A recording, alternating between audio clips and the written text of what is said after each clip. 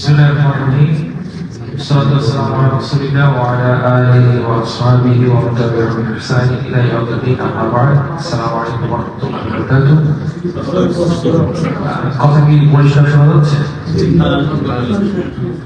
আচ্ছা মাশাআল্লাহ। আপনারা আজকে টপিকটা তো হয়তো দেখেছেন অ্যানাউন্সমেন্টে, তো জানি না এখানে যারা উপস্থিত আছে তাদের এভারেজ এজ হয়তো আমার চেয়ে বেশি, তো প্যারেন্টিংয়ের কথা কতখানি কাজে লাগবে, কিন্তু আমরা যারা শুরু করি সবসময় হয়তো ডাইরেক্টলি আমাদের কাজে লাগে না, কিন্তু আমাদের মাধ্যমে আমরা এটা হয়তো জানতে পারি। তো এই জন্য ওনারা বলেন যে যেন কোনো ছোট ভালো কাজকেও আমরা অবহেলা না করি।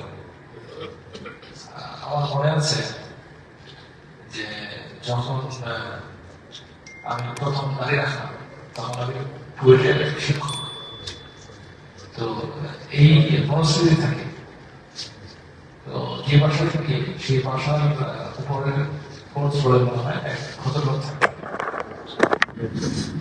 উনি হচ্ছেন খুব ভালো মানুষ।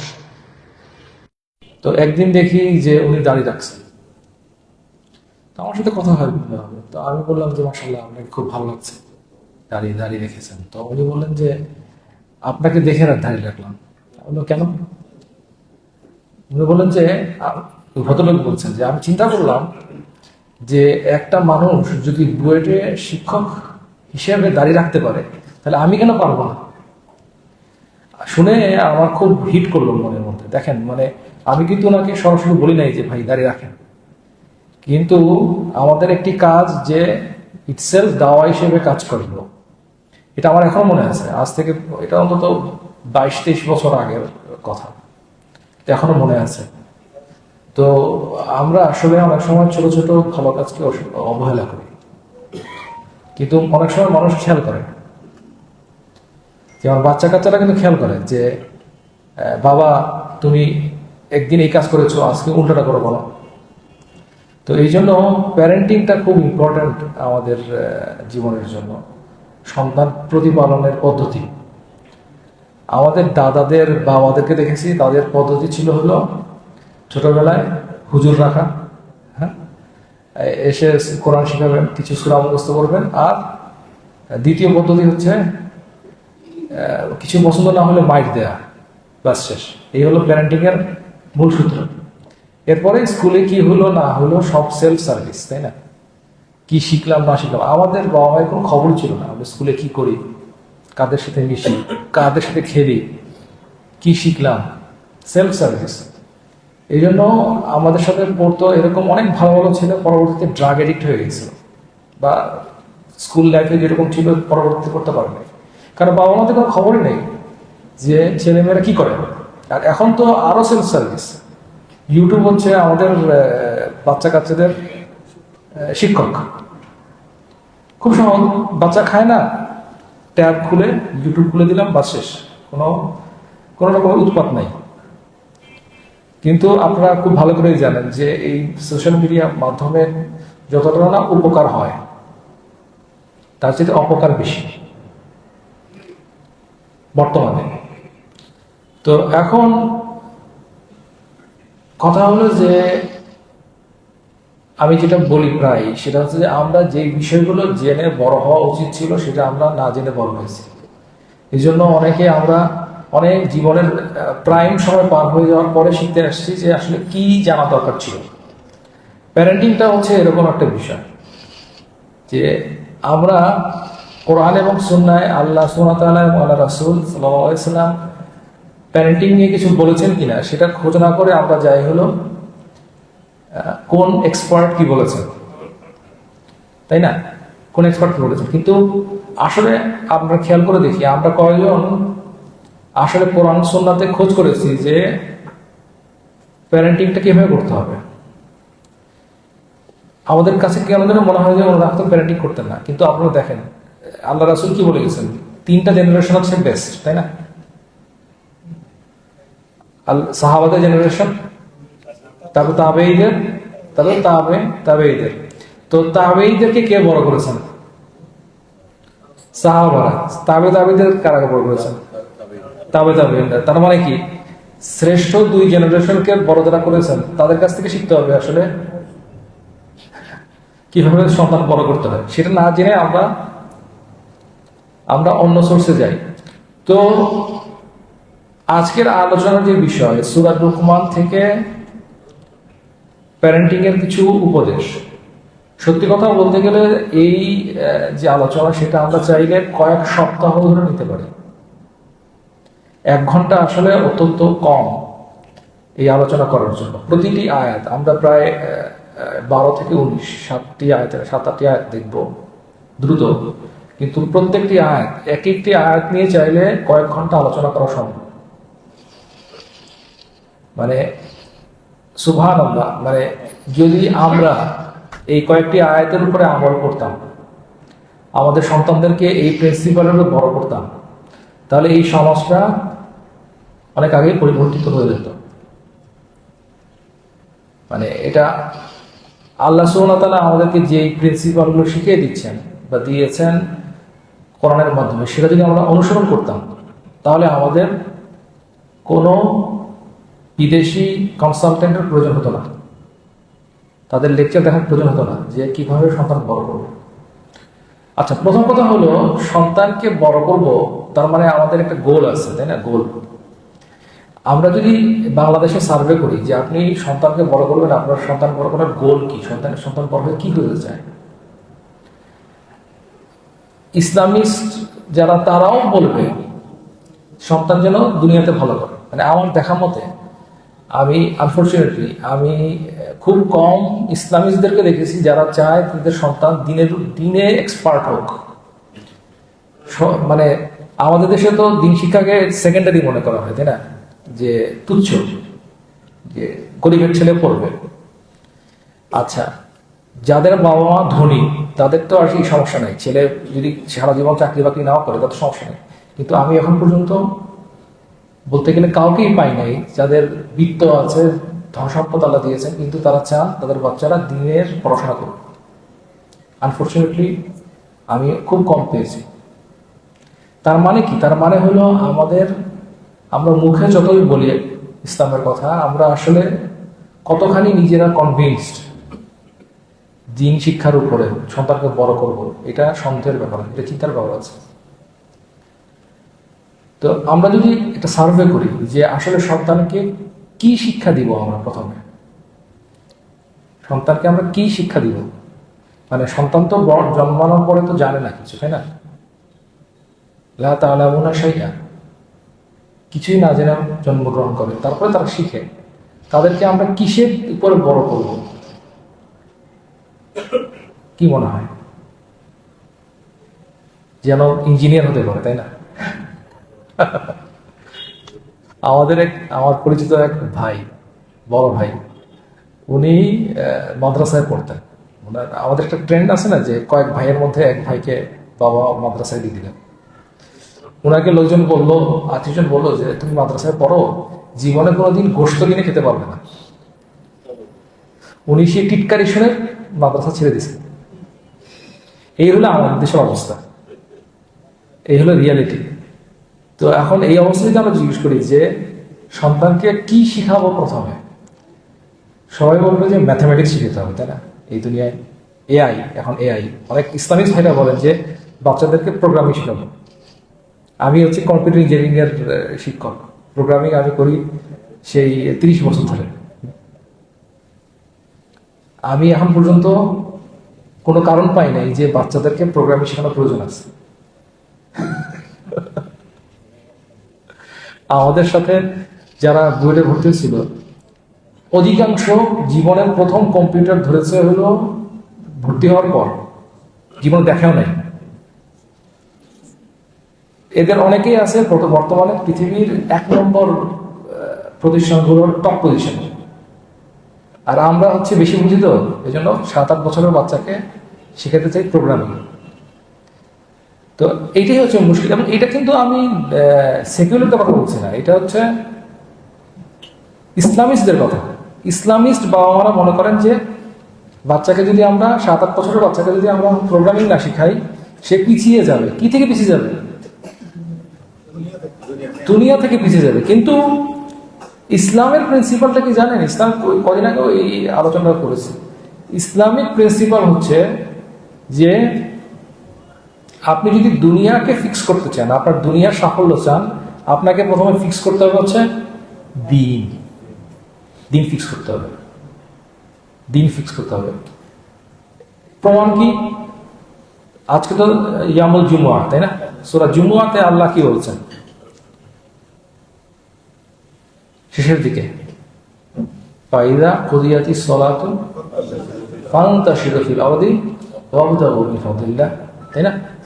ফাইদা কুদিয়াতুস সালাত, সালাত শেষ হবে, কি বলে? ফান্তাশিরু তাফাররাকু, মানে তোমরা ভাগ হয়ে যাও, ফিল আরদি ওয়াবতাগু মিন ফাদলিল্লাহ। আচ্ছা, উলামারা বলেন যে আল্লাহ দুনিয়ার কাজে ছড়িয়ে পড়তে বলেছেন, আগে কি করতে বলেছেন? সালাতটা শেষ করতে বলেছেন, তাই না? সালাত শেষ করার পরে ফান্তাশিরু, তার আগে না কিন্তু। সুতরাং এখান থেকে মুফাসসিরগণ এবং স্কলাররা বলেন যে এখান থেকে আমরা ক্লিয়ারলি বুঝি যে দুনিয়ার সাফল্য যদি কেউ লাভ করতে চায়, প্রথমে সালাত ফিক্স করতে হবে, অর্থাৎ দিন ফিক্স করতে হবে। দিন ফিক্স না করে বাচ্চাকে যদি আমি প্রোগ্রামিং শিখাই, সবার আগে ম্যাথমেটিক্স অলিম্পিয়াডে পাঠাই, কোনো গ্যারান্টি নাই যে তার দুনিয়া ফিক্স হবে, কোনো গ্যারান্টি নেই। কিন্তু যদি আমি তার দিনটাকে ফিক্স করে দেই, ইনশাআল্লাহ আল্লাহ প্রমিস করছেন যে যদি আমরা পর্যাপ্ত সওয়াব গ্রহণ করি, তাহলে আল্লাহ দুনিয়াকেও ঠিক করে দিবেন। সূরা লুকমানের যে আলোচনা, সেটা কিন্তু এই ট্র্যাকে। এই যে জিজ্ঞেস করলাম যে প্রথমে কি করতে হবে, এই প্রশ্নের উত্তর আল্লাহ সুবহানাহু ওয়া তাআলা সূরা লুকমানের এই কয়েকটি আয়াতে, সূরা লুকমান আল হাকিম উনার কথার মাধ্যমে আমাদেরকে শিখিয়ে দিচ্ছেন। যেমন সূরা লুকমানের 2 পেজে, আপনারা যদি কোরআন খুলে তাহলে 2 পেজে পাবেন, সূরার 12 নম্বর আয়াতে আল্লাহ বলছেন, আউযু বিল্লাহি মিনাশ শাইতানির রাজিম, ওয়া লাকাদ আতাইনা লুকমানাল হিকমা আন ইশকুর লিল্লাহ ওয়া মান ইয়াশকুর ফাইন্নামা ইয়াশকুরু লিনাফসিহি ওয়া মান কাফারা ফাইন্নাল্লাহা গানিয়্যুন হামিদ। ওয়া লাকাদ আতাইনা লুকমানাল হিকমা, আমরা অবশ্যই লুকমানকে হিকমত দিয়েছিলাম। লুকমান আল হাকিম উনি নবী ছিলেন কি ছিলেন না? ছিলেন। অধিকাংশ আলেমদের মতে উনি নবী ছিলেন না। একটা দুইটা এক্সেপশন আছে, মত আছে যে উনি নবী ছিলেন, কিন্তু অধিকাংশ সালাফদের মত অনুযায়ী উনি নবী ছিলেন না। এইটার একটা প্রমাণ হচ্ছে আল্লাহ বলছেন ওয়ালাকাদ আতাইনা, আমরা দিয়েছি লুকমানকে আল হিকমা, হিকমা দিয়েছি। নর্মালি আল্লাহ সুবহানাহু ওয়া তাআলা নবীর উদ্দেশ্যে বলেন ওয়ালাকাদ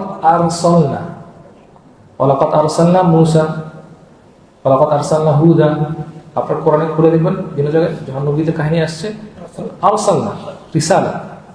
তো আল্লাহ এখানে বলছেন আতাইনা। এটা একটা প্রমাণ যে লুকমান আল হাকিম উনি একজন হিকমত প্রাপ্ত মানুষ ছিলেন, কিন্তু নবী ছিলেন না। আচ্ছা, যেহেতু আল্লাহ বলছেন আতাইনা, তার মানে উনি দিয়েছেন, এবং লুকমান নবী ছিলেন না। এখান থেকে বোঝা যায় যে নবী ছাড়াও হিকমত পাওয়া সম্ভব, নবী ছাড়াও হিকমত পাওয়া সম্ভব। এখন হিকমা মানে কি? প্রজ্ঞা, বাংলা করলাম।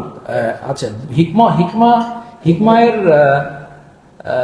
শাব্দিক, মানে ইসলামে শব্দগুলোর 2টা অর্থ হয়। কখনো কোনো 2টা অর্থ একই রকম হয়, কখনো কোনো একটু পার্থক্য। একটা হচ্ছে শাব্দিক অর্থ, আর একটা হচ্ছে পারিভাষিক অর্থ। শাব্দিকভাবে বা এক্ষেত্রে পারিভাষিক একই অর্থ বলতে পারেন। হিকমা মানে হচ্ছে শাব্দিকভাবে হচ্ছে টু প্রিভেন্ট, টু বাধা দেয়া। কি থেকে বাধা দেয়া? ভুল করা থেকে বাধা দেয়া। মানে একজন মানুষ যদি হিকমা থাকে, সে কোন একটা পরিস্থিতিতে কি করতে হবে সেটা সে চট করে বুঝতে পারে। হিকমা থাকার সুবিধাটা এটাই। যে আপনার সামনে একটা খারাপ কাজ হচ্ছে, এখন আপনাকে কি করতে হবে, এটা হিকমা থাকলে আপনি বুঝতে পারবেন। আপনি কি এখন চিৎকার চেঁচামেচি করবেন? ধরেন আপনার বাসায় কারো সন্তান কোনো একটা কাজ করছে যেটা ইসলাম সম্মত না, আপনি কিভাবে তাকে ঠিক করবেন? এই যে সিদ্ধান্তগুলো নেয়া, এটার জন্য হিকমা বা হিকমত, যেটা আমরা বাংলায় বলি, প্রয়োজন আছে। আরেকটা খুব সুন্দর অর্থ হিকমার হচ্ছে, যেটা বাংলা যদি আমরা করি, সেটার মানে হচ্ছে কোনো হ্যাঁ, ওগুলো তো মানে কাছাকাছি সমার্থক শব্দ। আরেকটি মানে হচ্ছে যে কোনো জিনিসকে তার প্রপার পজিশনে রাখতে পারা। হিকমার মানে হচ্ছে to put something in it's proper place, মানে কোনো জিনিসকে তার সঠিক পজিশনে রাখাটা, এটা হচ্ছে হিকমার আরেকটি মানে আমরা পাই। আচ্ছা, এখন আমরা বললাম যে হিকমা যেহেতু নবী ছাড়াও পাওয়া সম্ভব, তার মানে, এবং আল্লাহ বলছেন আয়াতাইনা, আমি দিয়েছি, তার মানে হচ্ছে হিকমা আল্লাহর তরফ থেকে আসে। আল্লাহ বলছেন আয়াতাইনা, আমি দিয়েছি, তার মানে হিকমা, এখানে বসে আমি সারাক্ষণ চিন্তা করলাম যে ধ্যান করবো, মেডিটেশন করবো, হিকমা চলে আসবে, তাই কি না? লুকমান আল হাকিমের ঘটনা যারা পড়েছেন বিভিন্ন সোর্সে, সেখান থেকে দেখবেন যে যেমন ইবনে কাসির ওনার বিদায়া নেহা গ্রন্থে এটাও বর্ণনা করেছেন যে উনি হিকমত যে পেয়েছেন সেটা মানে ওয়াহির মতো না। ওয়াহি তো আসে আল্লাহ তরফ থেকে, এটার পদ্ধতি ডিফারেন্ট, কিন্তু হিকমা ওয়াহি না। হিকমা পাওয়ার জন্য সাবাব গ্রহণ করতে হবে, মানে আপনাকে এফোর্ট দিতে হবে। যেমন লুকমান হাকিম, উনি স্কলারদের সাথে বসতেন, কথা কম বলতেন, আমল করতেন বেশি, তাই না? অসৎ সঙ্গ এড়িয়ে চলতেন ইত্যাদি। অর্থাৎ আমরা যদি হিকমা পেতে চাই, তাহলে আমাদেরকে অ্যাকশন গ্রহণ করতে হবে। আমরা সারাক্ষণ বসে থাকবো বাসায় বা কিছুই করবো না আর হিকমত চলে আসবে না, এটা হবে না। আমাদের সাবাব নিতে হবে, আসবাব নিতে হবে। তাহলে আল্লাহ যদি চান তাহলে আমাদেরকে, এবং দোয়া করতে হবে, আল্লাহ যদি চান তাহলে আমাদেরকে হিকমত দিতে পারেন। এরপরে আল্লাহ কি বলছেন, আমরা যেহেতু অনেকগুলো আয়াত, আমরা 1 ঘন্টা শেষ করবো ইনশাল্লাহ, এই জন্য আমরা একটু দ্রুত যাচ্ছি, কিন্তু যেটা বললাম যে এইখানে প্রত্যেকটা কথা চাইলে আমরা একাধিক দিন নিতে পারি। আচ্ছা, আল্লাহ বলছেন আনিশকুর লিল্লাহ, অর্থাৎ এই হিকমা যে আল্লাহ দিয়েছেন, এটা যে একটা নিয়ামত, এটার জন্য আল্লাহ বলছেন যে শুকর করার জন্য। শুকরিয়া করা মানে কি? আমরা বলি না যে আল্লাহ শুকরিয়া জ্ঞাপন করুন। শুকরিয়া কিভাবে করতে হয়? আনুগত্যের মাধ্যমে। আর কি? প্রশংসা। আচ্ছা, ইবাদত, হ্যাঁ, সবগুলোই অন্তর্ভুক্ত। আচ্ছা, শুকরিয়ার মূলত 3টি কাজ, আর এর সাথে আরো 2টো অ্যাড করা যেতে পারে। ইবনুল কাইয়্যিম ওনার মাদারিজুস সালিকিনে এটা নিয়ে দীর্ঘ আলোচনা করেছেন। তো শুকর বা শুকরিয়া করা, এটা মূল পিলার হচ্ছে 3টি। একটা হচ্ছে আপনাকে অন্তরে স্বীকার করতে হবে, বুঝতে হবে যে আল্লাহ এই নিয়ামত আমাকে দিয়েছেন, অন্তরের ভিতরে। 2 নম্বর হচ্ছে কি, মুখে বলতে হবে আলহামদুলিল্লাহ, আল্লাহ আমাদেরকে এই নিয়ামত দিয়েছেন। 3 নম্বর হলো আল্লাহ যে নিয়ামতটা দিয়েছেন সেটা আমরা খরচ করব বা ব্যবহার করব আল্লাহ যেই কাজে খুশি হন সেই কাজে। আল্লাহ কাউকে ধন সম্পদ দিয়েছেন, সেই ধন সম্পদ যদি হারাম কাজে ব্যবহৃত হয় তাহলে এটা শুকরিয়া জ্ঞাপন করা হলো না। বুঝা গেল? 3টা। মুখে, অন্তরে এটা অনুধাবন করতে হবে, মুখে বলতে হবে আলহামদুলিল্লাহ, আল্লাহ আমাদেরকে নিয়ামত দিয়েছেন। এবং 3 নম্বর হচ্ছে যে এই নিয়ামতটা কোন কাজে ব্যবহার করছি আমরা, সেটা কিন্তু শরীয়ত সম্মত হতে হবে, উল্টাপাল্টা কাজে ব্যবহার করা যাবে না, তাই না? অনেকে কিন্তু টাকা পয়সা হ্যান্ডেল করতে পারে না। আপনারা দেখবেন, মানে যখন ধন সম্পদ ছিল না তখন মানুষ ভালো ছিল, ধন সম্পদ হওয়ার পরে মানুষ চেঞ্জ হয়ে গেছে। অনেকে পজিশন নিতে পারে না, এমপ্লয়ি ছিল, সমস্যা নাই, যখনই ডিরেক্টর বা ম্যানেজার হয়ে গেল চেঞ্জ হয়ে গেছে। ইসলামিস্টের কথা বলছি, এটা প্র্যাকটিক্যাল, আমরা দেখেছি। মানে অনেক এই জন্য আল্লাহ সুবহানাহু ওয়া তাআলা ওনার হিকমা থেকে সবাইকে সব নিয়ামত দেন না। আপনার মনে হতে পারে যে এই মানুষটা কেন ধনী হতে পারে না, আল্লাহর হিকমা আছে দেখেই সে পায় নাই। নিচে। ঠিক আছে, আচ্ছা, এর সাথে শুকরের আরো দুটো জিনিস অ্যাড করা যেতে পারে। একটা হচ্ছে যে বিনম্র চিত্রে শুকরিয়া জ্ঞাপন করতে হবে, অন্তরটা বিনম্র হতে হবে। মানে অনেক সময় হয় না যে আমরা ভয়ে ভয়ে শুকরিয়া দিই, থ্যাংক ইউ ভাই, কারণ না বললে সমস্যা,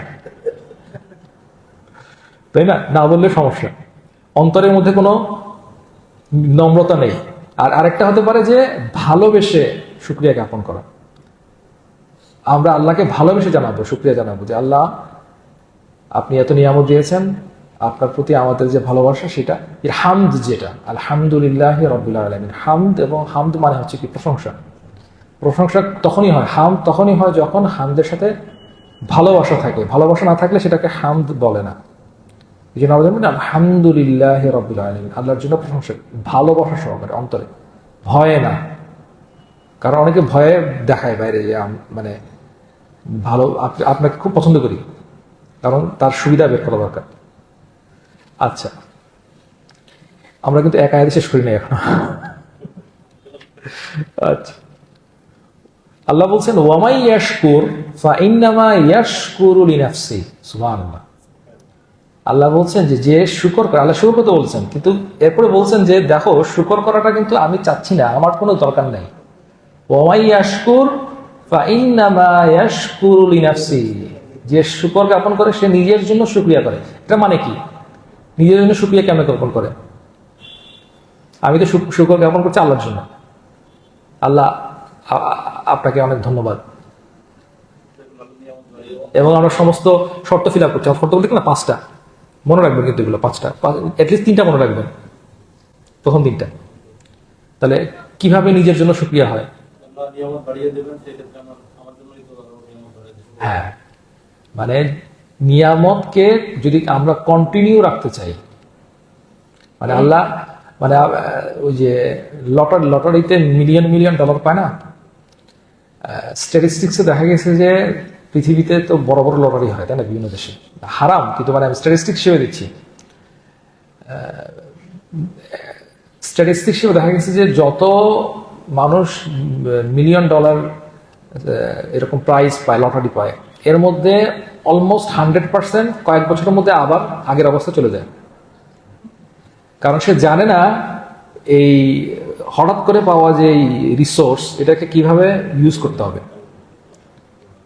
তাই না? এই জন্য বিল গেটসের একটা কথা ছিল যে তাকে জিজ্ঞেস করেছিল যে আপনি কি আপনার, বিল গেটস তো আপনার চিনেন, মাইক্রোসফটের এককালের পৃথিবীর শ্রেষ্ঠ ধনী, তাকে জিজ্ঞেস করা হয়েছিল যে আপনি আপনার মেয়েকে কি ধনী না এরকম কোনো ছেলের সাথে বিয়ে দিবেন? তো উনি বলছিল যে ধনী বলতে তুমি কি বোঝাচ্ছ, সেটার উপর ডিপেন্ড করে। ধনী মানে হচ্ছে he has ability to make money. মানে কারো অনেক ধনী আছে যারা পৈতৃক সূত্রে ধনী, পিতামাতা রেখে গেছেন বিলিয়ন বিলিয়ন টাকা, সে ধনী, কিন্তু সে নিজে টাকা বানাতে পারে না। দেখেন ওদের মাথাও কিন্তু ক্লিয়ার হয়ে দেখেন। তো ইসলামিককালি কিভাবে চিন্তা করবো যে আমার একটা নিয়ামত আছে, আমি তো চাই সেটা লটারির টিকিটের মতো না যে আসতে চলে যাবে, স্পাইক হয়ে চলে যাবে, না, আমি চাই সেটা কি হয়, কন্টিনিউ করতে। তো নিয়ামত কন্টিনিউ করার একটা ট্রিক হচ্ছে শুকরিয়া। এই জন্য আল্লাহ বলছেন ওয়ামাই ইয়াশকুর ফাইন্নামা ইয়াশকুরু লিনাফসি। এই যে শুকরিয়া আমরা জ্ঞাপন করব সেটা আমাদের কাছে ফেরত আসবে, আমাদের কাছে ফেরত আসবে। ওয়ামান কাফারা, দেখেন আল্লাহ বলছেন শুকরিয়া যে করলো না সে কি করলো, কুফর করলো। ওয়ামান কাফারা ফাইন্নাল্লাহা গানিয়্যুন হামিদ। আল্লাহ দুটো নাম বললেন, গানি এবং হামিদ, এবং এটা এই আয়াতের সাথে সম্পর্কিত কারণ হচ্ছে এখানে ধন বা নিয়ামতের কথা বলছে। আল্লাহ বলছেন গানি মানে আল্লাহর কোনো প্রয়োজন নাই, এবং হামিদ মানে প্রশংসিত। কেন প্রশংসিত? কারণ হচ্ছে আল্লাহ এই যে আমাদেরকে নিয়ামত দিচ্ছেন, ওনার যে অ্যাকশনটাও প্রশংসিত অ্যাকশন। ঠিক আছে, আচ্ছা, আমরা পরের আয়াতে চলে যাই, যেহেতু আমাদের বেশ কয়েকটি আয়াত। আচ্ছা, আরেকটা কথা এখানে সুন্দর কথা একটা বলে নেই, আনিশকুর লিল্লাহ বলছেন আল্লাহ, আনিশকুর লিল্লাহ, যেটা বললো না, আমরা একটা আয়াত দিয়ে আসলে পুরো কয়েকদিন কভার করতে পারি। আনিশকুর লিল্লাহ, এখানে কিন্তু আল্লাহ বলতে পারেন আনিশকুরিল্লাহ, মানে লামটা না বলতে পারতেন এবং এটা ভাষাগতভাবে ঠিক থাকতো। আনিশকুর লিল্লাহ, লিল্লাহ লি লাম কাসরা, এটা মানে হচ্ছে এটা এটা ইউজ করা হয় হচ্ছে আপনার কারণ বোঝানোর জন্য অনেক ক্ষেত্রে, বা এর জন্য, কয়েকটা ব্যবহৃত আছে। তো এখানে শাব্দিক ভাবে বা ব্যাকরণের দিক থেকে যদি লামটা দেয়া হতো আনিশকুরিল্লাহ, লামটা নাই, কিন্তু আল্লাহ লামটা ব্যবহার করেছেন। কারণ কি? এটা লাম ব্যবহারের কারণে দুটো জিনিস বোঝা যাচ্ছে, একটা হচ্ছে ইস্তেকাক আর একটা হচ্ছে ইখতিসাস। মানে হচ্ছে আল্লাহ সুবহানাহু ওয়া তাআলা আল্লাহ কি বলেছেন, আনিশকুর লিল্লাহ, আল্লাহর জন্য, আল্লাহর প্রতি শুকরিয়া জ্ঞাপন করো। এখানে লাম ব্যবহার করার কারণে আল্লাহ বোঝাচ্ছেন যে এই যে শুকরিয়া, সেটা একমাত্র আল্লাহই প্রাপ্য, আল্লাহ, এবং এটা আল্লাহ পাওয়ার যোগ্য। মানে আল্লাহর জন্য যোগ্যতা আমরা বলি না, মানে বোঝানোর জন্য বলছি যে আল্লাহ ছাড়া আরো কারো এটা পাওয়ার যোগ্যতাই নাই, এবং শুধু আল্লাহই এই শুকরিয়া পাবেন। মানে দুটো জিনিস, বুঝতে পেরেছেন? শুধু আল্লাহই পাবেন এবং আল্লাহ এটা পাওয়ার যোগ্য। পৃথিবীতে কিন্তু আমরা অনেক সময় অনেকটা থ্যাংকিও দেই, কিন্তু সে পাওয়ার যোগ্য না, কারণ তাকে দেই কারণ হলো যে না দিলে সমস্যা। আবার কাউকে শুকরিয়া দিই, কিন্তু এই শুকরিয়া আরেকজনকেও দেই, কারণ তারা শেয়ার করে। আল্লাহর ক্ষেত্রে কি, এই নিয়ামত একমাত্র আল্লাহ তরফ থেকে আসে। সুতরাং আমরা যে শুকরিয়া দিচ্ছি শুধু আল্লাহর জন্য, এবং আল্লাহ সেটা পাওয়ার যোগ্য, কারণ আল্লাহ ছাড়া আর কেউ এই নিয়ামত দিতে পারে না। এটা আমরা খেয়াল করব। আচ্ছা, এর পরের আয়াতে আল্লাহ সুবহানাহু ওয়া তাআলা বলেন, এই শুরু হলো, এই আয়াতগুলোতে আমরা দেখব লোকমান হাকিম ওনার সন্তানকে তিনটি মেইন পিলারে জ্ঞান দান করছেন, তিনটি মেইন অ্যাক্সিস,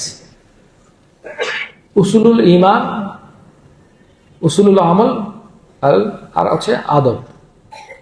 এই তিনটা হচ্ছে সন্তানকে বড় করার তিনটা ডোমেইন, ইমানি ডোমেইন, আমলের ডোমেইন আর আদব। এবং সুবহানাল্লাহ, এই তিনটা জিনিসই এই কয়েকটি আয়াতে আমরা দেখব আল্লাহ আমাদেরকে শিখিয়ে দিচ্ছেন। আল্লাহ কি বলছেন সূরা লুকমানের 13 নম্বর আয়াতে, ওয়াইজ ক্বালা লুকমানু লিইবনিহি, যখন লুকমান তার সন্তানকে বা ছেলেকে উদ্দেশ্য করে বললেন, ওয়াহুয়া ইয়াইযুহু, এবং উনি ওয়াজ দিচ্ছিলেন। ওয়াজ আমরা বলি না, ওয়াজ মাহফিল, সেম শব্দ। অনেক শব্দ কিন্তু আরবি শব্দ আমরা বাংলায় ব্যবহার করি। ওয়াহুয়া ইয়াইযুহু, ইয়া বুনাইয়া, হে আমার সন্তান, লা তুশরিক বিল্লাহ। উনি প্রথমে বলেন নাই যে হে আমার সন্তান, তোমাকে এখন ম্যাথামেটিক্স শিখতে হবে, তোমাকে ইংরেজি শিখতে হবে, তোমাকে এখন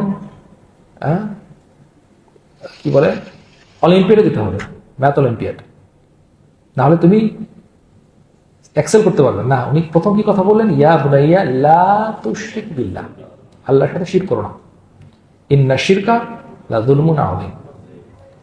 এখন দেখেন, ওয়াইজ ক্বালা লুকমানু লিবনিহি, উনি কি বলেন, সম্বোধন করলেন ইয়া বুনাইয়া। ইয়া বুনাইয়া আরবিতে অনেক শব্দের তাসগীর আছে। তাসগীর মানে হচ্ছে ছোট করে বলা। যেমন কারো নাম যদি ওমর হয়, তাকে অনেক সময় ওমাইর। আমাদের দেশে খুব নাম করা একজন আছে না, ওবায়দুল কাদের, ওনার ভাই আছে আব্দুল কাদের, দুটো নাম একই আসলে, একই নাম, একটা তাসগীর। বাবা মারা বুঝে নাই, একই দুইজনের একই নাম রেখেছে। যেমন আব্দুল্লাহকে ডাকে আব্বুদ, আরবরা ডাকে আব্দুল্লাহ নাম, আব্বুদ ডাকে, আব্বুদ ছোট করে, আব্দুল করে। তো উনি ডাকলেন সন্তানকে ইয়া বুনাইয়া, হে আমার প্রিয় সন্তান। এখান থেকে শিখার আছে যে যখন আমরা বাচ্চাদেরকে শিখাবো কিছু, তখন তাদেরকে সুন্দর নামে ডাকবো। এই ছাগল এদিকে আয়, এই গাধা, এই গরু, রাগ হইলো তো বলে দিলাম, তাই না, যে এদিকে আয়। তো প্রথমেই কি হইলো, প্রথমেই কিন্তু সে নেগেটিভে চলে গেল, তাই না? কিন্তু যখন সুন্দর করে ডাকবেন, তখন তার অন্তরটা ওপেন আপ হবে। আচ্ছা, এটা একটা জিনিস শিখলাম। আর একটা জিনিস শিখলাম হচ্ছে ওয়াহুয়া ইয়াইদুহু, যখন উনি ওয়াজ দিচ্ছিলেন। আল্লাহ কেন ওয়াজ শব্দটা ব্যবহার করলেন এখানে? ওয়াহুয়া ইয়াইদুহু, উনি যখন ওয়াজ দিচ্ছিলেন। এখন ওয়াজ শুনলেই আমাদের দেশের ওয়াজের কথা মনে পড়ে, লাল লাল কি যেন, লাল সালু এবং ডেকচি এবং যেই পরিবেশ না। ওয়াজ ওয়াজ মানে কি? মানে ওয়াহুয়া ইয়াইদুহু, উনি ওয়াজ দিচ্ছিলেন, এটার মানে কি? এটার ওয়াজ দেওয়ার মধ্যে দুটো জিনিস থাকতে হয়, তারগীব ও তারহিব। আমাদের দেশে যারা ওয়াজ দেন তারা অবশ্য এই জিনিসটা ইউজ করেন, এই জিনিসটা ইউজ করেন, তারহিব ও তারগীব, তারগীব ও তারহিব। তারগীব মানে হচ্ছে উৎসাহ দেওয়া, তারহিব মানে হচ্ছে ভয় দেখানো। এবং এটা কিন্তু আপনি যদি কোরআনের আয়াতগুলো দেখেন, আল্লাহ এই টেকনিক অজস্র জায়গায় ব্যবহার করেছেন। আপনারা বিভিন্ন সূরাতে দেখবেন প্রথমে হয়তো তারগীব এসছে, তারপরে তারহিব এসছে, বা তারহিব এসছে তারগীব এসছে। আল্লাহ থ্রেটেনিং করছেন যে কুফর করলে কি হবে, তারপর আল্লাহ বলছেন ইমানের পুরস্কার কি, বা ইমানের পুরস্কার বর্ণনা করার পরে বলছেন কুফরের, যেমন এই একটু আগে দেখলাম, এই আগের আয়াতই ছিল তারগীব ও তারহিব। কি ছিল? ওয়া ইয়াশকুর ফাইন্নামা ইয়াশকুরু লিনাফসি ওয়া মান কাফারা। প্রথমটা ছিল তারগীব, তারগীব মানে হচ্ছে উৎসাহ দেওয়া। কি উৎসাহ দিলেন? যে শুকরের ফল কি। সুতরাং এখান থেকে টেকনিক আমরা শিখলাম যে আমরা সন্তানকে কিছু বলার সময় সেটা ফায়দারা বলবো। আল্লাহ কিন্তু ফায়দারা বলে দিচ্ছেন যে তোমরা যদি শুকর করো কি লাভ হবে। এটা খুব কমন একদম ইউজফুল টেকনিক, যে শুধু করো। সে বলে যে কেন করবো? আপনারা যদি জিজ্ঞেস করেন মানুষকে তুমি সলাৎ পড়ো, সলাৎ কেন পড়বো, এটা কিন্তু অধিকাংশ মুসলিম উত্তর দিতে পারে না। সলাৎ কেন পড়বো? সলাৎ আমাদের পিলার, ঠিক আছে, আমরা এই জন্য পড়ি, কিন্তু সলাতের উদ্দেশ্য কি, মাকাসিদ কি জিজ্ঞেস করেন, অধিকাংশ লোকই জানে না। সলাৎ নামাজ কেন পড়ি আমরা, কি কি উদ্দেশ্য, আল্লাহ রাসূল কেন মৃত্যুর আগ পর্যন্ত সলাৎ সলাৎ বলে গেছেন। আমাদের উৎসাহ বেশি হচ্ছে অন্য কিছুতে, তাই না, মানে সেকেন্ডারি, আগে এইটা করে নেই। কিন্তু আল্লাহ রাসূল কোনটাকে করতে বলেছেন সবার আগে? ইমান। ইমান তো থাকতেই হবে, শাহাদাত ছাড়া তো ইমান হবে না, ওটা তো অবশ্যই 1 নম্বর। কিন্তু সালাতের ইমানের শাহাদার পরে হচ্ছে 1 নম্বর সালাত, এবং শেষ পর্যন্ত আল্লাহ রাসূল বলে গেছেন সালাত সালাত। কারণ হচ্ছে সালাত ঠিক না হলে পৃথিবীর কিছু ঠিক হবে না। তো এটা হচ্ছে পয়েন্ট, যে আমরা যখন কিছু করতে বলবো সন্তানদেরকে, তখন আমরা তার ফ্রুটটা কি, ওমাই ইয়াশকুর ফাইন্নামা ইয়াশকুরু লিনাফসি। দেখেন আপনি যখন এটা শুনবেন তখন আপনার মনে হবে সারাদিন শুকর করি, তাই না? কি মনে হবে? মনে হবে না যে সারাদিন শুকরিয়া জ্ঞাপন করি, আল্লাহ আলহামদুলিল্লাহ বলি সারাদিন। আচ্ছা, আর তারহিব হচ্ছে কোনটা? ওয়ামান কাফারা, আল্লাহ বলছে শুকরিয়া করবো না, এটা হচ্ছে কুফর, এবং আল্লাহর কোনো প্রয়োজন নাই। ফাইনাল্লাহ গানিয়ুন হামিদ। দেখেন থ্রেটেনিং আসলো। তো সুতরাং আমরা যখন বাচ্চাদেরকে কিছু বলবো, তখন আমরা এই যে ইয়াইদুহু ওয়াজের টেকনিক ইউজ করব। তাকে আমরা প্রমিস করব যে এটার বেনিফিট কি, এবং এটা না করলে কি হতে পারে সেটা আমরা বলবো। এবং প্রথম যে পরামর্শ দিচ্ছেন, লা তুশরিক বিল্লাহ, আল্লাহর সাথে শিরক করো না।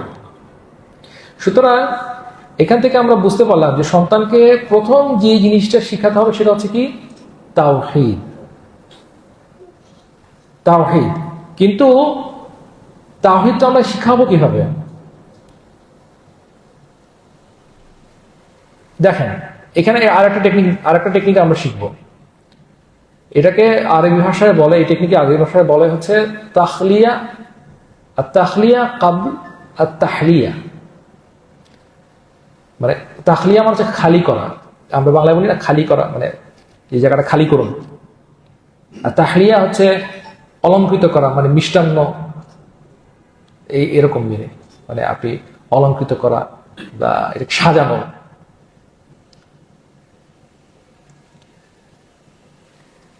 দেখেন লুকমান হাকিম কি বললেন? ইয়া বুনাইয়া বলতে পারতেন, ইলাম আন্নাল্লাহ লা ইলাহা ইল্লাল্লাহ, বলতে পারতেন না? না বলে উনি কি বলেন? ইয়া বুনাইয়া লা তুশরিক বিল্লাহ। এইটা হচ্ছে আত-তাখলিয়া ক্বাবলা আত-তাহলিয়া। মানে হচ্ছে যে আপনার ঘরে ট্র্যাশের গন্ধ করছে, আপনি কি করবেন? বাজার থেকে এয়ার পিউরিফায়ার কিনে নিয়ে এসে বা যে সেন্ট কিনে নিয়ে এসে মারবেন? আগে পরিচ্ছন্ন করতে, ট্রেসটা ফেলতে হবে আগে। ট্রেসটা না ফেলে যদি আপনি বাতাসের স্প্রে করেন, আপাতভাবে গন্ধটা যাবে, কিন্তু আসলে কি হবে, একটু পরে আবার গন্ধটা আসবে। এইটাই টেকনিক। আপনি বাচ্চাকে বা কাউকে যখন তাওহীদ শিখাবেন, তখন তার অন্তর থেকে প্রথমে খালি করতে হবে।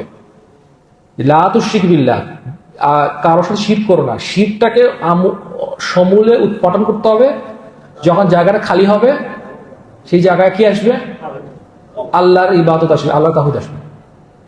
এটা খুবই মুসিবত আমাদের সমাজে। আমরা এই শিরক বা অনইসলামিক জিনিসকে দূর না করে ইসলাম ঢোকানোর চেষ্টা করি। দেখবেন অনেক ক্ষেত্রে তাই হয়। যেমন বাচ্চা সারাদিন ইউটিউব দেখে, আমি তাকে মার দিই, লাভ আছে? আগে আপনি তাকে ইউটিউব বন্ধ করেন, তারপরে সে শিখতে হবে। আপনি তাহলিয়া করবেন না, কিন্তু তাহলিয়া করতে যাচ্ছেন, মানে আপনি তার অন্তরটাকে ক্লিন করবেন না। তার তো অন্তর ঢোকানো আছে, অলরেডি ফিল আপ। আপনি এর মধ্যে কিভাবে ঢুকাবেন? তাওহীদ ঢুকবে না, প্র্যাকটিক্যালি ঢুকবে না। সুতরাং এই আয়াত থেকে আমরা শিখলাম যে প্রথমে অন্তরটাকে নেগেটিভ জিনিস থেকে খালি করতে হবে, এবং সেই জায়গাটাতে প্রপার জিনিস ঢুকাতে হবে। এই জন্য লোকমান হাকিম, এই জন্য আল্লাহ বলছেন যে উনি আল হাকিম, এই জন্য আল্লাহ বলছেন ইয়া বুনাইয়া লা তুশরিক বিল্লাহ ইন্না শিরকা লাযুলমুন আযীম। দেখেন এখানেও কিন্তু কারণটা বলে দেওয়া হচ্ছে। লোকমান হাকিম কিন্তু বলতে পারতেন আশকুরু বিল্লাহ ওয়া আ'লাম আন্নাল্লাহা লা ইলাহা ইল্লাল্লাহ, বলতে পারতেন না, বলে বলেন ইন্না শিরকা লাযুলমুন আযীম। মানে শিরকটা কেন করতে মানা করছি সেটা কারণ বর্ণনা করে দিচ্ছে। এটা খুবই ইম্পর্টেন্ট শেখানোর জন্য বাচ্চাদেরকে। বাচ্চারা কিন্তু জিজ্ঞেস করে, আপনি একটা ছোট বাচ্চাকে জিজ্ঞেস করেন যে তুমি সালাত পড়তে চলো, সে জিজ্ঞেস করবে কেন পড়বো? আপনি তার সামনে শূকরের মাংস আর গরুর মাংস রাখবে, শূকরের মাংস দেখতে খুব সুন্দর, আপনি তারা বললেন যে এটা খেও না, সে জিজ্ঞেস করবে কেন খাবো না, দেখতে সুন্দর বেশি, আমি তো খাবো, তাই না? ন্যাচারালি বাচ্চারা, আমরা বাচ্চাদের এই প্রশ্নগুলোকে মেরে ফেলি যখন তার উত্তর পায় না, ধমক খায়, হ্যাঁ বলছি তোমাকে এটা করার জন্য, তুমি কথা বলো, সে কি করবে? চুপ মেরে যাবে। কিন্তু যখন সুযোগ পাবে তখন খেয়ে ফেলবে।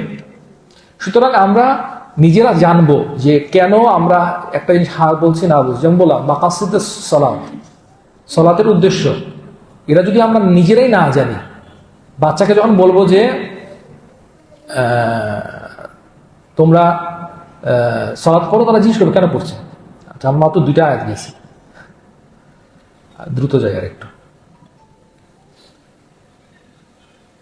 এরপরের আয়াতে আল্লাহ বলছেন ওয়াসাইনাল ইনসানা বিল ওয়ালিদাইহি হামালাতহু উম্মুহু ওয়াহনান আলা ওয়াহন ওয়া ফিসালুহু ফি আমাইন আনিশকুর লি ওয়া লিওয়ালিদাইক ওয়া ইলাইয়াল মাসির। এখানে এখন দেখেন টপিকটা শিফট হয়ে গেল হচ্ছে আল্লাহর শুকরিয়া থেকে বাবা মায়ের শুকরিয়া। এবং আল্লাহ সুবহানাহু ওয়া তাআলা এখানে বলছেন যে ওয়াসাইনা, ওসিয়ত করেছেন। তার মানে ওসিয়ত করেছেন মানে হচ্ছে যে বাবা মায়ের সাথে যেই সম্পর্ক সেটা হচ্ছে পার্মানেন্ট, খুবই সিরিয়াস কন্ট্রাক্ট। এই জন্য ওয়াসিয়া শব্দটা ইউজ করা হয়েছে। ওয়াসাইনাল ইনসানা বিল ওয়ালিদাইহি হামালাতহু উম্মুহু এবং ওয়াহনান আলা ওয়াহন। এখানে মানে মায়ের গুরুত্বটা বেশি দেওয়া হচ্ছে, কারণ এখানে মা সন্তানকে ক্যারি করার সময়, জন্ম দেওয়ার সময় এবং দুগ্ধ পানের যে বছর, সেই সময়ের যে কষ্ট, এই 3টা কষ্টের কথা উল্লেখ করছেন। অফিসালহু ফি আমাইন, 2 বছর পরে তার দুধ ছাড়ানোর সময়, আনিশকুরলি ওয়া ওয়ালিদাইক ওয়া ইলাইয়াল মাসির। এবং আল্লাহ এখানে বলছেন যে তুমি আমাকে শুকর জ্ঞাপন করো এবং তোমার পিতামাতাকে। দেখেন প্রথমে ছিল উসুলুল ঈমান, এখান থেকে চলে আসলো এখন মুআমালাতে, উসুলুল আমল। আর আমরা শুধু তাওহীদ শিখাবো না, এরপরে শিখাবো কি আমল, মুআমালাত, কার সাথে কিভাবে করতে হবে, আরো আসবে। এবং প্রথম মুআমালাত কার সাথে হচ্ছে? বাবা মায়ের সাথে। এবং ওয়াসাইনা, এখানে ওয়াসাইনার থেকে বোঝা যাচ্ছে যে এই যে কন্ট্রাক্টটা, এটা হচ্ছে অত্যন্ত গুরুত্বপূর্ণ এবং সিরিয়াস কন্ট্রাক্ট, এটাকে ভাঙা যাবে না।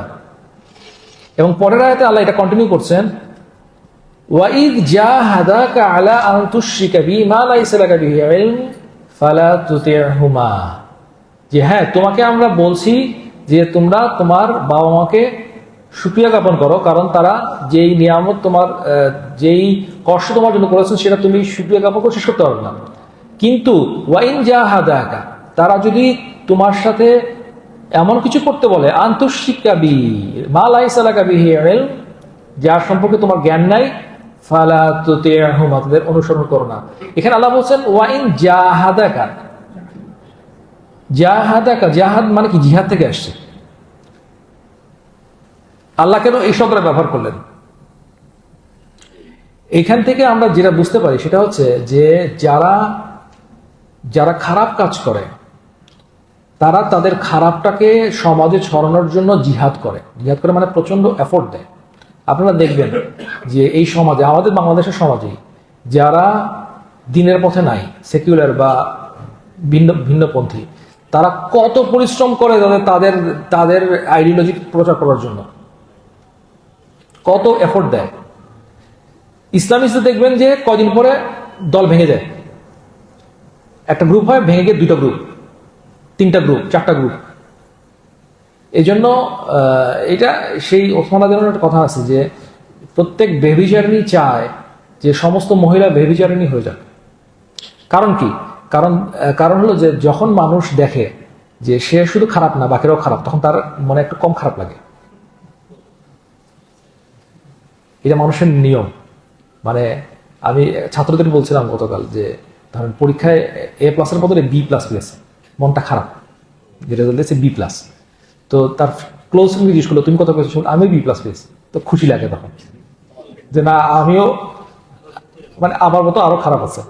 তো এটা মানুষের সমস্যা। এই জন্য আল্লাহ বলছে ওয়া ইন জাহাদাকা, মানে তারা জিহাদ করে তোমাকে শিখ করার জন্য। মানুষের নেচার হচ্ছে এটা, যে খারাপ করলে সে খারাপটা চাই সবাই খারাপ হোক। এই জন্য দেখবেন যে আমাদের দেশে যে ঘুষ খায় না সে কিন্তু বিপদে থাকে। আচ্ছা, কিন্তু তাকে আল্লাহ বলছেন যে ফালা তুতি'হুমা, তুমি তাদেরকে অনুসরণ করো না। কিন্তু কি করতে বলছেন? ওয়াসাহিবহুমা ফিদ দুনিয়া মারুফা, তাদের সাথে এই দুনিয়াতে তোমরা উত্তম আচরণ করো। কারণ কি? আল্লাহ কমান্ড করেছেন যে বাবা মায়ের সাথে সম্পর্ক হচ্ছে একদম সলিড সম্পর্ক, এটা ভাঙা যাবে না। ওয়াত্তাবি' সাবিলা মান আনাবা ইলাইহি, সুবহানাল্লাহ। এখন আল্লাহ বলছেন আসল কথা, ওয়াত্তাবি' সাবিলা মান আনাবা ইলাইহি। আনাবা মানে হচ্ছে যে আল্লাহর প্রতি বারবার ফিরে আসে। আল্লাহ বলছেন ওয়াত্তাবি', তুমি অনুসরণ করো যারা মান আনাবা ইলাইহি, আমার দিকে বারবার ফিরে আসে। এখান থেকে আমরা একটা গোল্ডেন প্রিন্সিপাল পাই বাচ্চা পালনের। গোল্ডেন প্রিন্সিপাল হচ্ছে যে বাচ্চাদেরকে আমরা কাদের সাথে মিশতে দিব। আল্লাহ বলছেন মান আনাবা ইলাইহি। স্কুলে, ইউনিভার্সিটিতে বা যেখানে আমরা বাচ্চারা যাদের সাথে মিশবে তাদেরকে আমরা জানবো যে তারা কারা। আল্লাহ বলছেন ওয়াত্তাবে, তুমি অনুসরণ করো সাবিল, তাদের পথ। কার পথ? যার মধ্যে ইনাবা আছে। ইনাবা অত্যন্ত বিউটিফুল শব্দ। ইনাবা মানে হচ্ছে যে আল্লাহর কাছে ফিরত আসে। মানে দেখবেন বাচ্চা, ছোট বাচ্চা মায়ের সাথে ঝগড়াঝাটি করে মার খেয়েছে, একটু পরে মায়ের কাছে ফিরত আসে, তাই না? মায়ের কাছে ফিরত আসে। তো আমরা যদি সঠিকভাবে আমাদের ইমান থাকে তাহলে আমরা বুঝতে পারবো যে যতই গুনার কাজ করি না কেন আলটিমেটলি ফিরতে হবে কার কাছে? আল্লাহর কাছে ফিরতে হবে। ইনাবা কোরআনে এটা বিভিন্ন ফর্মে ইউজ হয়েছে। সুতরাং আমরা চেষ্টা করব জানার জন্য যে আমরা আমাদের সন্তানকে কাদের সাথে মিশে দিচ্ছি। সুম্মা ইলাইয়া মারজিউকুম ফাউনাব্বিউকুম বিমা কুনতুম তা'মালুন। এইখানে আল্লাহ বলছেন যে আমি তোমাকে এইটা করতে বলেছি, কিন্তু মনে রাখো যে করছো কি করছো না সেটা কিন্তু আমি জানি, এবং আলটিমেটলি আমার কাছে ফিরতে হবে। এবং এই টপিকটা আবার আসবে আরেকটা আয়াতে। এরপরের আয়াতে আল্লাহ বলছেন ইয়া বুনাইয়া, মানে লোকমান হাকিমের কথাটা আবার নিয়ে আসছেন না। ইয়া বুনাইয়া, দেখেন আবার কন্টিনিউ হচ্ছে। প্রথম আয়াতে ছিল কি ইয়া বুনাইয়া, আবার বলছেন ইয়া বুনাইয়া। 3বার বলবেন ইয়া বুনাইয়া, মানে সুন্দরভাবে সম্বোধন করায়। এ গরু, এই গাধা, এইভাবে না। ইয়া বুনাইয়া ইন্নাহা ইন তাকু মিসকালা হাববাতিন মিন খারদালিন ফাতাকুন ফি সাখরাতিন আও ফিস সামাওয়াতি আও ফিল আরদ ইয়াতি বিহা আল্লাহ ইন্নাল্লাহা লাতীফুন খাবীর। হে আমার সন্তান, নিশ্চয়ই তা, ইন্নাহা মানে এখানে হাটা মানে হচ্ছে ভালো কাজ বা খারাপ কাজ। ইন তাকু মিসকালা হাব্বা মানে যদি সরিষার দানার সমান হয়, মিন খারদালিন, খারদাল মানে সরিষার দানা, ফাতাকুন ফি সখরা, এবং সেটা যদি কোনো পাথরের ভিতরে ঢুকানো থাকে, আও ফিস সামাওয়াত আকাশে থাকে, আও ফিল আরদ মাটির গভীরে ঢুকানো থাকে, ইয়াতি বিহা আল্লাহ, আল্লাহ সেটা বের করে নিয়ে আসবেন, অর্থাৎ ইয়ামুল কিয়ামতে এটার রেকর্ড দেখা যাবে। কেন বললেন? কারণ এর আগে কমালগুলো আসে, লা তুশরিক বিল্লাহ, উশকুরুল্লাহ, তারপরে ওয়ালিদাইহির জন্য শুকর জ্ঞাপন করা, আমার পিতা মাতার সম্পর্ক রাখা, থেকে তার সাথে মারুফ ব্যবহার করা, এই যে কাজগুলো করতে বলছেন, যদি কেউ না করে, যদি আল্লাহ সাথে শিরক করে, দুনিয়াতে অনেক সময় আল্লাহ ছেড়ে দেন, তাই না? দুনিয়াতে ছেড়ে দেন কারণ কি? কারণ হচ্ছে অনেক সময় আমরা মনে করি যে শাস্তি পাওয়াটা হচ্ছে, মানে বিপদ আপদ আসাটা হচ্ছে বড় শাস্তি। না, ঈমান না পাওয়াটা হচ্ছে সবচেয়ে বড় শাস্তি। শাস্তি দুই ধরনের, একটা হচ্ছে হিসি, মানে যেটা আমরা দেখি, কারণ অ্যাক্সিডেন্ট হলো, গাড়ি নষ্ট হয়ে গেছে, এটা হচ্ছে ছোট শাস্তি। আর ঈমান না পাওয়াটা হচ্ছে বড় শাস্তি। সুতরাং আমরা খেয়াল রাখবো, আল্লাহ বলছেন যে ইয়াতি বিহাল্লাহ ইন্নাল্লাহ লাতীফুন খাবীর। আল্লাহ এটা কেন বলছেন? কারণ হচ্ছে এখানে একটা টেকনিক যেটা খুব কমন কোরআনে ব্যবহার করা হয়, সেটা হচ্ছে আল মুরাকাবা। অর্থাৎ মানে আপনি দেখবেন যে জেলখানায় বা বিভিন্ন জায়গায় এই যে সিসিটিভি ক্যামেরা বসানো থাকে না, সিসিটিভি, ধরেন এই রুমে একটা ক্যামেরা বসানো আছে, সাপোজ ক্যামেরা যদি নাও চলে, ক্যামেরা থাকাটাই কিন্তু অনেকের জন্য ওয়ার্নিং হিসেবে কাজ করবে, আমাকে দেখছে কেউ, তখন চোর ঢুকেছে চুরি করার জন্য, ঢুকেই দেখে সিসিটিভি ক্যামেরা, সে ভদ্র হয়ে যাবে। এটা হচ্ছে আল মুরাকাবা। এটা হচ্ছে ওলামারা বলেন যে গুনাহ থেকে বেঁচে থাকার সবচেয়ে বড় টুলস বা পদ্ধতি হচ্ছে এটা মনে রাখা যে আল্লাহ আমাদেরকে দেখছেন। এটা না মনে রাখলে গুনাহ থেকে বেঁচে থাকার কোনো উপায় নেই। আল্লাহ দেখছেন, এবং এটাই এখানে আসছে যে লোকমান হাকিম ওনার সাথে কি বলছেন, যে তুমি যদি ভালো কাজ বা খারাপ কাজ যেটা করো, যেটা যদি সরিষার দানার মতো হয়, এক্ষেত্রে আমরা বুঝলাম যে কোনো ছোট ভালো কাজও অস্বীকার করা যাবে না, অবহেলা করা যাবে না, বা খারাপটাও অবহেলা করা যাবে না, কারণ ইয়াতি বিহা আল্লাহ, আল্লাহ এটাকে নিয়ে আসবেন, যতই ছোট হোক। সরিষার দানা খুব ছোট, তাই না? আল্লাহ এখান থেকে বুঝলাম যে কোনো ছোট কাজকে অবহেলা করা যাবে না, ভালো হোক খারাপ হোক। এখানে এবং আল্লাহ এখানে ওনার দুটো নামের কথা বলছেন, ইন্নাল্লাহ লাতীফুন খাবীর, লতিফ এবং খবীর। লতিফ শব্দটা অত্যন্ত চমৎকার একটি শব্দ আল্লাহর নামগুলোর।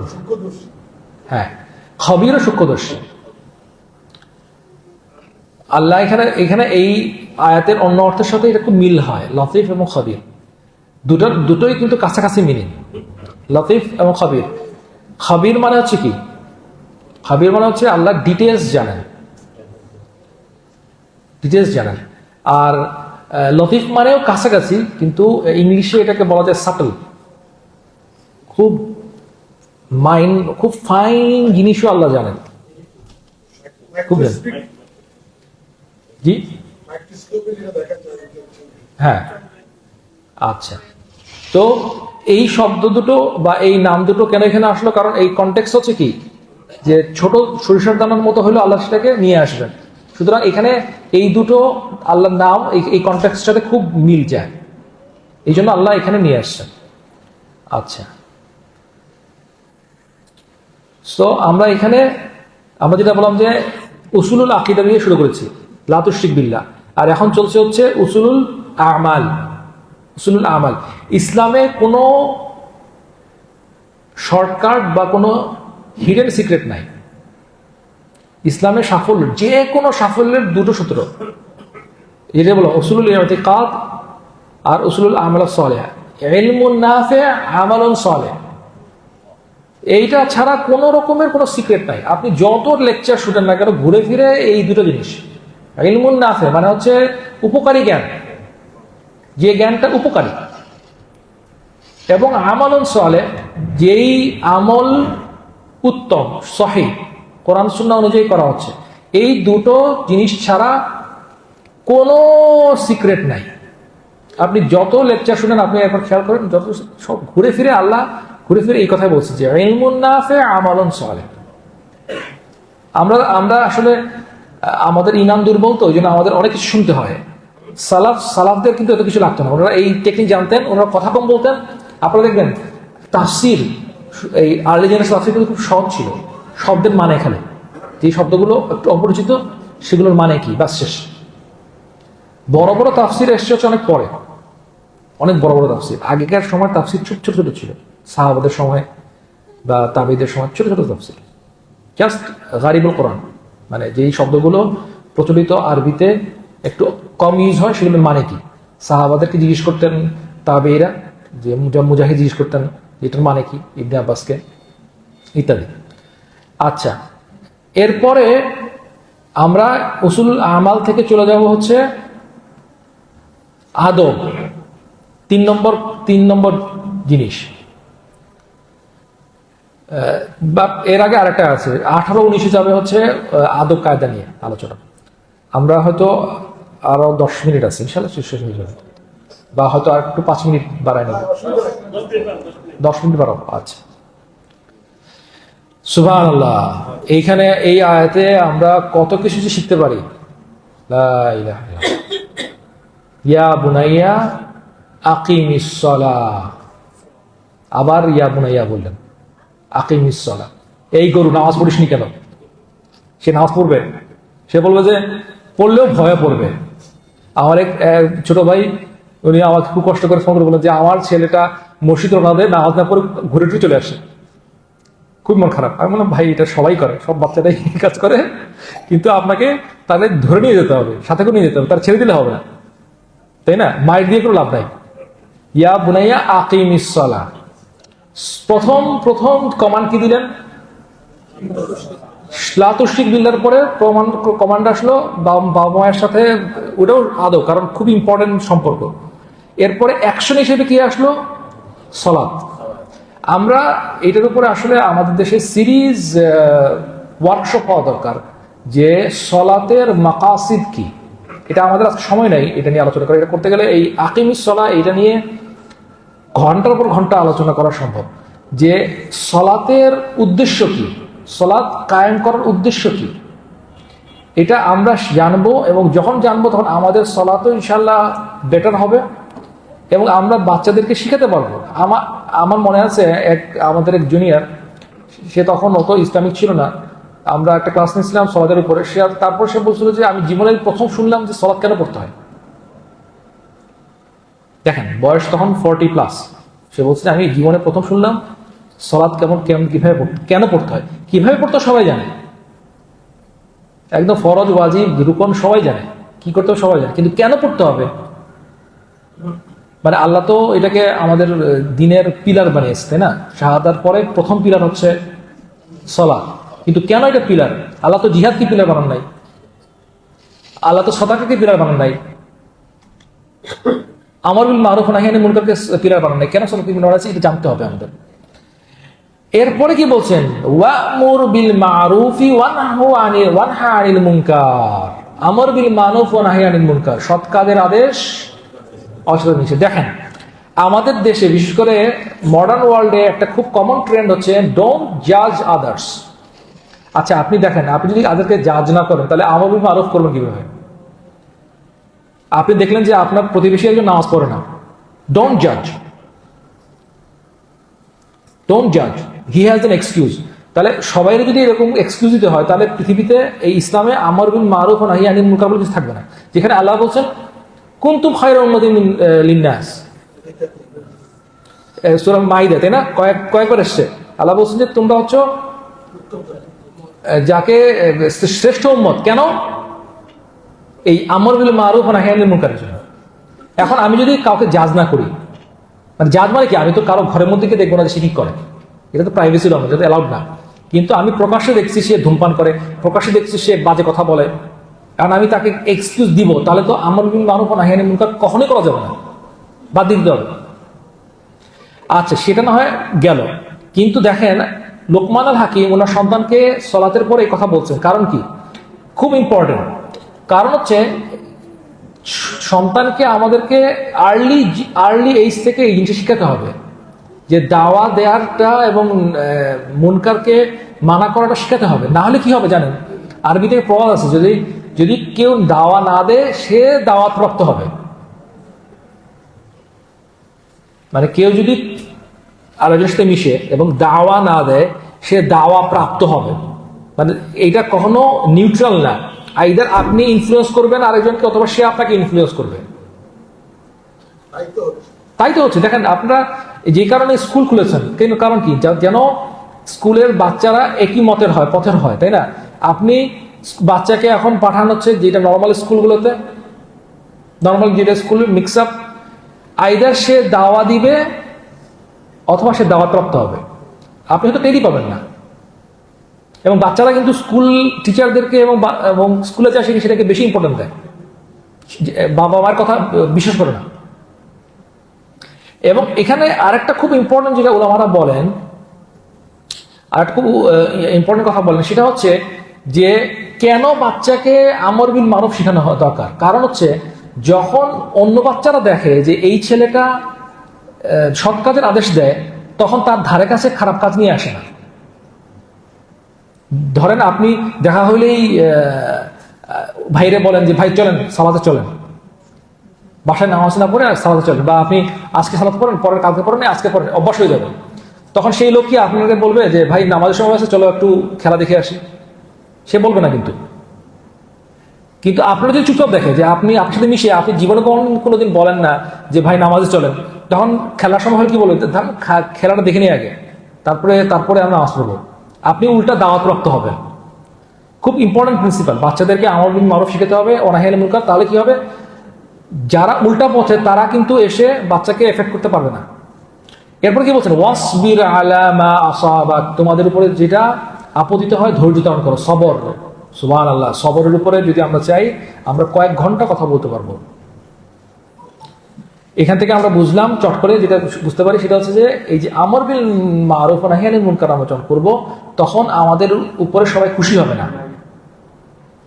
মানুষজন খারাপ কথা বলবে, বাজে কথা বলবে, আত্মীয় স্বজনরা খারাপ কথা বলবে, মুখ ফিরিয়ে নেবে। কিন্তু আল্লাহ বলছেন সবর করার জন্য, ইন্না যালিকা মিন আজমিল উমুর, এটা অবশ্যই দৃঢ় সংকল্পের কাজ, এটা সহজ কাজ না। তোমরা মনে করো না যে এটা সহজে হয়ে যাবে। আমি কাউকে বললাম ভাই আপনি এটা করেন না, সে করে ফেলবে, সে উল্টা গালি দিতে পারে। আল্লাহ রাসূলকে জানেন, আল্লাহ রাসূলকে মেরে ফেলার চেষ্টা করেছিল। আপনি তাইফের কথা চিন্তা করেন, দাওয়াত দিতে গিয়েছেন, কি ব্যবহারটা করেছে ওনার লাইফের সবচেয়ে ডিফিকাল্ট টাইম। যদি আল্লাহ রাসূলের সাথে যদি এরকম হয়, আমরা কোথাকার মানুষ? আচ্ছা, এই আয়াতটা কিসের সাথে মিল যায় বলতে পারবেন? এই যে এই এক্স্যাক্টলি এই আয়াতটা, এরকম একটা সূরা আছে। হ্যাঁ, কোনটা? সূরাতুল আসর, এক্স্যাক্টলি সেম।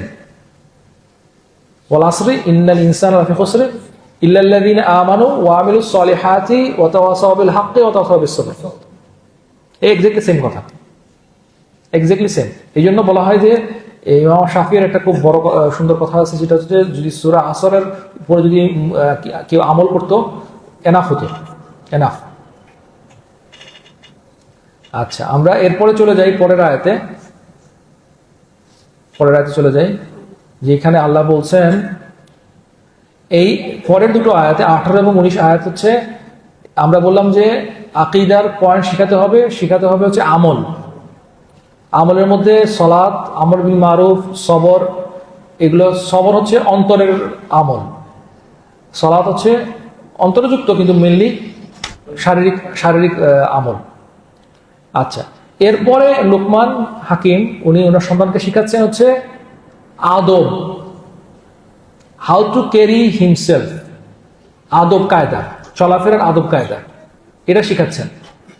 ওয়ালা তুসাইর খাদ্দাকা লিন্নাসি ওয়ালা তামশি ফিল আরদি মারাহা, আর তুমি মানুষের প্রতি অবজ্ঞা করে তোমার গাল বাঁকা করো না এবং জমিনে উদ্ধতভাবে বিচরণ করো না। ইন্নাল্লাহা লা ইউহিব্বু কুল্লা মুখতালিন ফাখুর, আল্লাহ মুখতাল এবং ফাখুর পছন্দ করেন না। এখন মুখতাল মানে কি, ফাখুর মানে কি? মুখতাল মানে হচ্ছে যে নিজেকে নিয়ে খুব মুগ্ধ, আপনারা দেখবেন অনেক মানুষ আছে যারা বড় বড় চাকরি করে, তারা খুব মুগ্ধ যে আমি খুব ভালো, নার্সিসিস্ট বলে। আচ্ছা, মানে নিজেকে নিয়ে মুগ্ধতা। একজন সত্যিকার মুমিনের নিজেকে নিয়ে মুগ্ধতা থাকবে না, কারণ সে জানে নিয়ামত সব আল্লাহর তরফ থেকে। আল্লাহ চাইলে নিয়ামত নিয়ে যেতে পারেন মুহূর্তে মুহূর্তে মুহূর্তে নিয়ে যেতে পারেন। সুবহানাল্লাহ। আর ফাখুর মানে কি? ফাখুর হচ্ছে যে কিনা অন্যের উপরে ভাব নেয়, অন্যের সাথে অহংকার করে, মানে অন্যকে তুচ্ছ তাচ্ছিল্য করে। আল্লাহ এই দুটো ক্যাটাগরির কোনোটাকেই পছন্দ করেন না। লা ইউহিব্বু কুল্লা মুখতালিন ফাখুর। আচ্ছা, এর পরের আয়াতে আল্লাহ বলছেন, যে এটা আজকের আমাদের আলোচনার শেষ আয়াত, ওয়াকসিদ ফি মাশিক ওয়াগদুদ মিন সাউতিক ইন্না আনকারাল আসওয়াতি মিন লাসাউতুল হামির। আর তুমি তোমার চলার ক্ষেত্রে মধ্যপন্থা অনুসরণ করো এবং তোমার কণ্ঠস্বর নিচু করো, নিশ্চয়ই এই যে আওয়াজের মধ্যে গর্ধবের আওয়াজটাই সবচেয়ে অপ্রীতিকর। আল্লাহ বলছেন ইন্না আনকারা, মানে সবচেয়ে অপ্রীতিকর। আনকারা ইউজ করেছেন, বলেন নাই যে সবচেয়ে জোরে। আপনার গাধার, আমি নিজে গাধার আওয়াজ শুনি নাই কখনো সরাসরি। তো আমি কয়েক বছর আগে যখন এই আয়াতটার তাফসীর পড়ছিলাম, তখন আমি বললাম যে গাধার আওয়াজটা একটু শুনে দেখি। তো অনলাইনে সার্চ করলে তো অনেক রেকর্ড পাওয়া যায়। গাধার আওয়াজ দিয়ে সার্চ করলে ভয়ঙ্কর ভয়ঙ্কর ভয়ঙ্কর রকমের বাজে সাউন্ড। আঙ্কারা, অপছন্দনীয়, জোরে না, কিন্তু মানে গাধার চাইতে জোরে আওয়াজ কিন্তু আরো অনেক প্রাণী করতে পারে, কিন্তু সবচেয়ে অপছন্দনীয় আওয়াজটা হচ্ছে গাধার আওয়াজ। ওলামারা বলেন যে গাধার মধ্যে দুটো আওয়াজ আছে। গাধা যখন আওয়াজ করে তখন সে দুই ধরনের আওয়াজ, একটা বাইরের দিক থেকে, একটা ভিতরের দিক থেকে। একটা হচ্ছে বলা হয় হলো গাধার আওয়াজের একটা হচ্ছে আর শাহিক আর জাফির, মানে গাধা যে আওয়াজটা করে সেটা দুই জায়গা থেকে বের হয়, বাইরের দিক থেকে বের হয় আর ভিতর থেকে বের হয়, একটা কন্টিনিউয়াস আওয়াজ না। একটা হচ্ছে জাফির, জাফিরকে বলা হয় হচ্ছে বাইরের থেকে যেটা আওয়াজ বের হয়, আর একটা ভিতর থেকে, চেস্টের ভিতর থেকে, সেটা হচ্ছে শাহিক। এবং এই শব্দ দুটো কিন্তু কোরআনে কয়েক জায়গায় আল্লাহ ইউজ করেছেন, কয়েক জায়গায় আল্লাহ ইউজ করেছেন। আচ্ছা,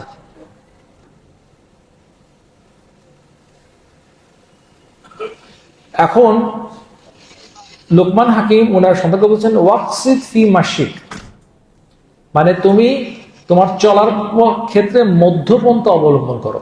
ইকতিসাদ, ওয়াকসিদ ফি মাশিক, মধ্যপন্থা অনুসরণ করা মানে কি? মানে এটার মানে এটা না যে সবসময় মানে কখনোই জোরে চলা যাবে না। এটার মানে করা হয় যে এভারেজ যেন থাকে হচ্ছে মধ্যপন্থা। মানে একটাকে বললাম না যে জাজ করা যাবে না, এটা একটা ট্রেন্ড হয়ে গেছে। মানে আমাদের চলাফেরাটা হবে মধ্যপন্থা, অ্যাভারেজে। আচ্ছা, মধ্যপন্থা মানে কি? মধ্যপন্থা মানে হচ্ছে, আমি যদি বলি যে এটা মধ্যম, তার মানে হচ্ছে কি ডানে কিছু আছে, বায়ে কিছু আছে, তাই না? ডানে তো মধ্যম হয় না। যেমন আমি যদি বলি যে এই এই ট্যাবটা মধ্যমে আছে, তার ডানে থাকতে কিছু থাকতে হবে, বায়ে থাকতে হবে কিছু। তার মানে কি ডানে কি আছে আর বায়ে কি আছে? হ্যাঁ,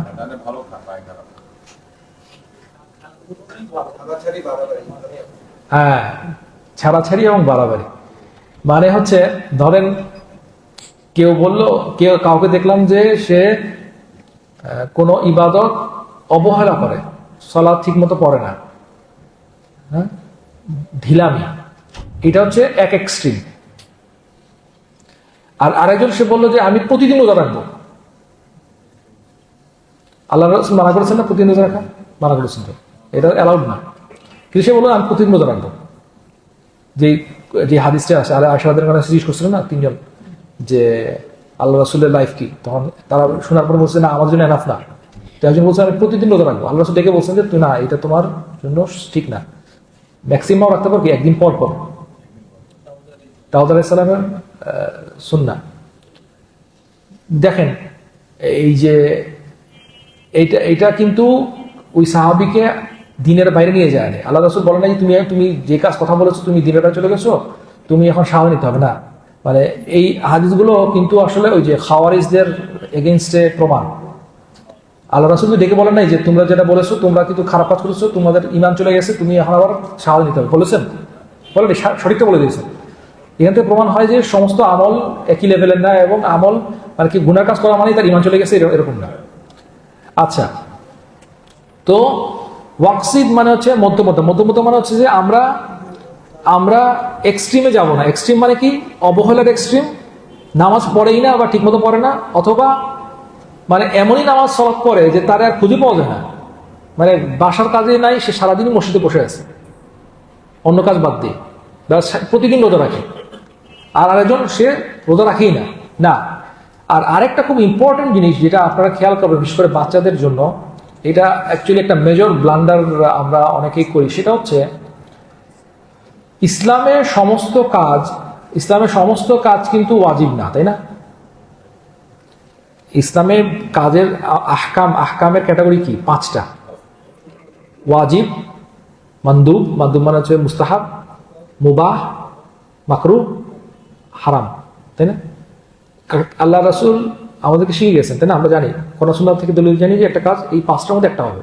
আচ্ছা, তার মানে কি আল্লাহ সুবহানাহু ওয়া তাআলা সমস্ত কাজকে হারাম করেন নাই, আবার সমস্ত কাজকে ওয়াজিব করেন নাই। আচ্ছা, এখন একটা খুব বড় এরর যেটা আমরা অনেকেই করি, সেটা হচ্ছে আমরা সমস্ত কাজকে ওয়াজিবের পর্যায়ে নিয়ে যাই। মানে কি? ধরেন আমরা বাচ্চাকে বলছি তুমি সালাত পড়ো, এখন শিখাচ্ছি তাকে, ধরেন এশার সালাতের পরে 4 রাকাতের পরে সুন্নত আছে 2 রাকাত, সে পড়তে যাচ্ছে না, তাকে দিলাম মাইক, পড়তেই হবে। তার মানে হচ্ছে কি, আমি অবশ্যই পড়তে হবে, সুন্নতে মুআক্কাদা পড়তে তো হবে, কিন্তু দেখেন এটা আল্লাহ তো এটাকে ওয়াজিব বানান নাই। মানে আপনারা দেখবেন, খেয়াল করে দেখবেন যে মানে আমরা অনেক সময় যে কাজটার মধ্যে ওয়াইডনেস আছে সেটাকে আমরা শুরু করে ফেলি। যেমন ধরেন সলাতের টাইম ওয়াইড না? জোহরের সলাত কখন হয়? জাওয়াল পরে, তাই না? মানে সূর্য যখন একদম খাড়া থেকে একটু হেলে পড়লো, তাই না? তখন থেকে টাইম শুরু হলো। শেষ হয় কখন? আসরের ওয়াক্ত হচ্ছে ছায়াটা যখন, হ্যাঁ, একটা ওয়াইডনেস আছে না, কয়েক ঘন্টা। এখন ধরেন আল্লাহ এটা বলেন যে ওয়াক্ত হওয়ার সাথে সাথে পড়তে হবে, তাহলে কয়জন মানুষের নামাজ মিশ্রিত চিন্তা করেন।